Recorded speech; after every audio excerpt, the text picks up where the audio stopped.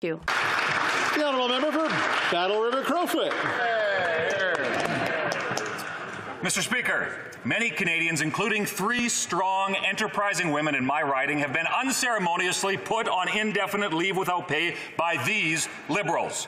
Crystal, Angela, and Kathy lost their jobs at Canada Post because of this government's mandate absurdity. Livelihoods taken away, families going without, and for what purpose? Each of these women work in small towns. 2 of the 3 are postal agents that work alone. And one is now not even allowed to enter the building of the business she worked so hard to build. This needs to end. Will the minister today commit to ending these unscientific mandates? The Honourable President of the Treasury Board. Speaker, having a fully vaccinated workforce makes our workforces in our communities safer. We asked employees of the federal public to step up, and they stepped up. 99% of the public servants got fully vaccinated. We are committed to review this policy every 6 months, and that review is underway, Mr. Speaker. Any decisions will be based on science and the advice of public health officials. Thank you, Mr. Speaker. We can send notes back and forth. If somebody is not liking what's going on the floor, we can always just write a note, send it over to the ministers, and express ourselves that way, rather than having to shout. The honourable member for Peace River Westlock. Mr. Speaker, Iceland, Sweden, Ireland, France, the UK, these are just a few of the countries that have dropped all their mandates. However, this government, without any evidence, is continuing to bar Canadians from getting on airplanes to visit the loved ones they so want to see. Yep. They're spending $30 million to prevent Canadians from getting on airplanes. On what day will the minister allow people to fly and end the mandates? Hear, hear. The Honourable Minister of Transport.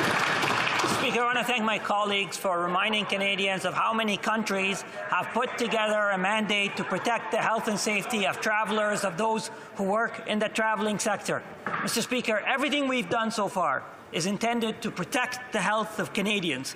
And we've always been guided by the advice that we receive from our experts. I'm not going to take advice from the Conservatives, Mr. Speaker. I'm going to take advice from our scientists, from our doctors, and we will constantly review our policies and do the right thing for Canadians. Thank you, Mr. Speaker.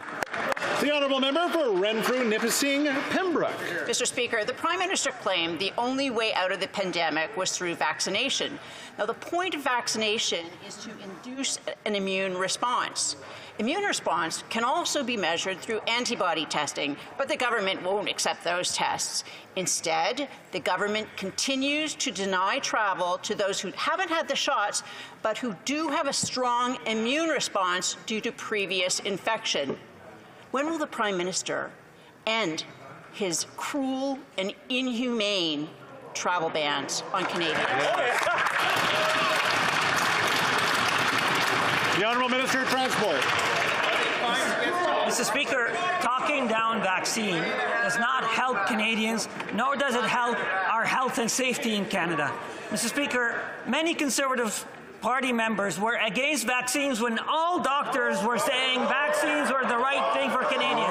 In fact, Mr. Speaker... Order. Order. Order. Let's just...